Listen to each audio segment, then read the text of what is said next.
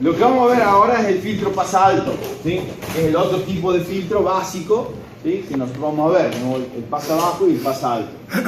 Lo único que cambia es que en lugar de tener la resistencia, el capacitor en paralelo con la resistencia R2, siempre basándonos en el circuito amplificador inversor, ¿sí? Ese capacitor pasa a estar en serie con C1, ¿sí?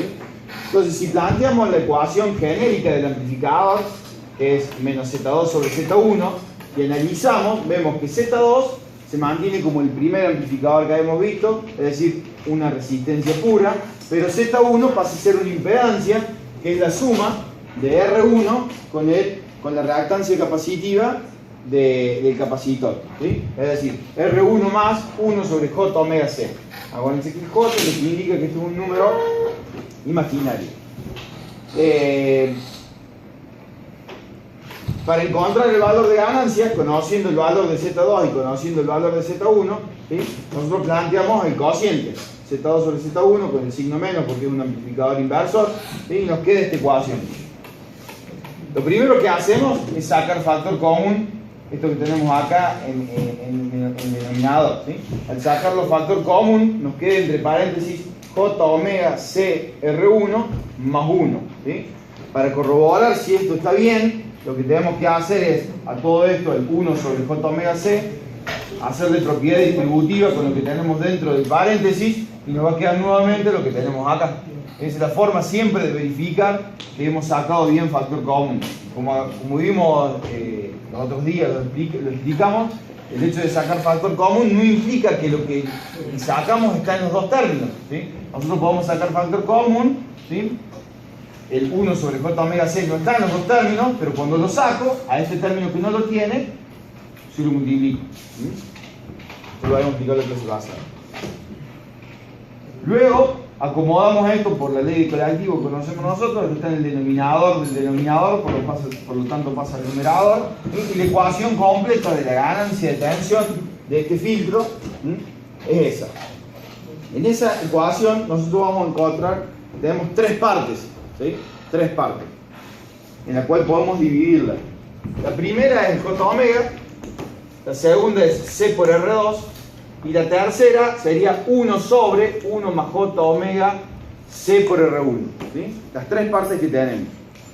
Cuando vimos el filtro pasa abajo, ¿sí? C por R2, ¿sí? En este caso es una constante, y nosotros cuando vimos el filtro pasa abajo también graficamos en el gráfico de Bode, ¿sí? Una constante. Entonces es como que más allá que cambie el valor de la constante, tiene la misma forma de tratarla, es decir, en el gráfico de ganancia, acá lo tenemos para otra cosa, pero en el gráfico de ganancia va a ser una recta, ¿sí? Lo vamos a hacer rápidamente. En el gráfico de ganancia, esto va a ser una recta que va a estar en 20 logaritmos de la constante K. En este caso, esa constante K, ¿cuánto vale? C por R2, ¿sí?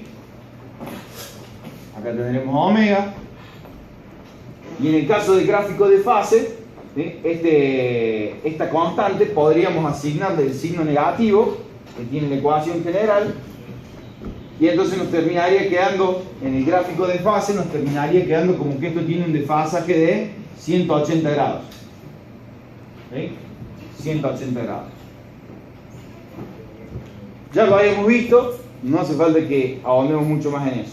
Esta otra ecuación, 1 sobre 1 más J omega C por R1, también lo habíamos analizado y habíamos visto cuál es el tipo de curva que tenía. Siempre que tenga esa forma de ecuación va a tener el mismo tipo de curva, ¿sí? Vamos a meter el gráfico por acá. Eso era básicamente así. Y bajaba. Esto estaba en 0 decibeles. Acá teníamos la ganancia expresada en decibeles. Esto era omega. Y este quiebre se daba para un valor de omega igual a 1 sobre t. Donde t era el producto de C por R. ¿Sí? Ese es el valor de t. Y entonces ya teníamos los gráficos, conocemos cómo se hace el gráfico de la constante, conocemos cómo se hace el gráfico de esto, ¿sí?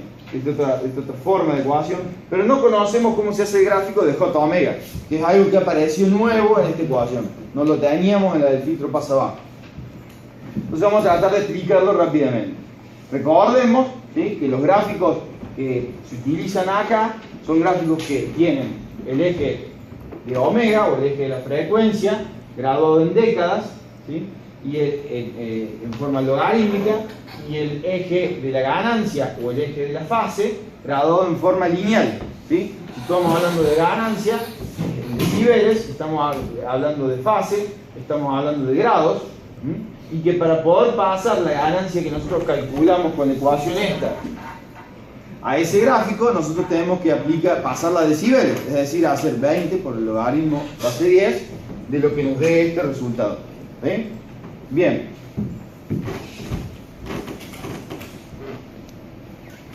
Rápidamente, si nosotros tenemos J omega, ¿sí? Y yo empiezo a aplicarle a J omega 20 logaritmo, ¿sí? Base 10 del valor que tome omega, para cada valor que vaya teniendo omega, 0,01, 0,1, 1, 10, 100, yo voy a ir teniendo distintos resultados. ¿Sí? Si ustedes se fijan, cuando omega valga 1, el logaritmo de omega, ¿cuánto va a valer? 0. Por 20 me va a dar 0, es decir, que cuando omega valga 1, vamos a estar en 0 decibeles. ¿Sí? Cuando omega valga 10, el logaritmo base 10 me va a dar 1 multiplicado por 20, me va a dar 20 decibeles. Es decir, que cuando omega valga 10, el valor de J omega va a ser 20 decibeles. Eso nos da que esta recta tiene una pendiente de 20 decibeles por década, que es la pendiente que hemos hablado, que tiene todo este tipo de filtros, que son de primer orden, ¿sí? Y si nosotros vamos dándole valores, esto va a ir hasta infinito, y para abajo va a ir hasta menos infinito. ¿Sí? ¿Estamos de acuerdo? Es decir, es una recta que tiene una pendiente de 20 decibeles por década y que puede llegar hasta el valor que nosotros querramos, de acuerdo al valor de frecuencia que pongamos.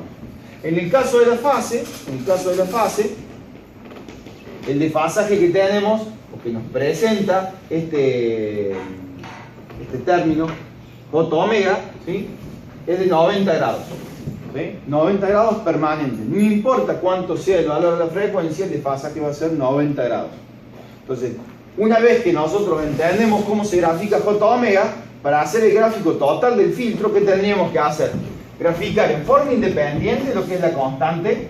Por otro lado, graficar en forma independiente lo que es este otro término, 1 sobre 1 más J omega C por R, ¿sí? Y graficar en forma independiente J omega. Y luego, ¿qué hacer? Sumar todos. ¿Por qué podemos sumar todos? Porque en la ecuación, estos términos, ¿sí? Acá los tenemos, están todos multiplicados. ¿Sí? Yo tengo esto multiplicado y esto multiplicado por 1 sobre todo esto que tengo acá. Entonces, cuando a todo esto le aplique la propiedad del logaritmo, ¿sí? estos signos por se van a transformar en ¿qué cosa? En suma. ¿Sí? Y entonces yo puedo graficar los gráficos en forma individual y para sacar el gráfico total, hacer la suma de todos esos gráficos. Que es lo que vamos a hacer en el próximo video. ¿Sí? Entonces, para finalizar, antes de entrar en el gráfico, ¿sí? En sí, nosotros podemos entender, viendo el circuito, que cuando tengamos señales de muy baja frecuencia, continua por ejemplo, este capacitor va a impedir que pase la señal. ¿Sí? Va a impedir que pase la señal. Vamos a tener, con señales de muy baja frecuencia, vamos a tener que esto que es Z1 va a ser muy grande. Y entonces Z2 dividido Z1 me va a dar un número muy chico. ¿Sí? Ahora, cuando la frecuencia aumente, este capacitor se va a transformar en ¿qué cosa? En un cable.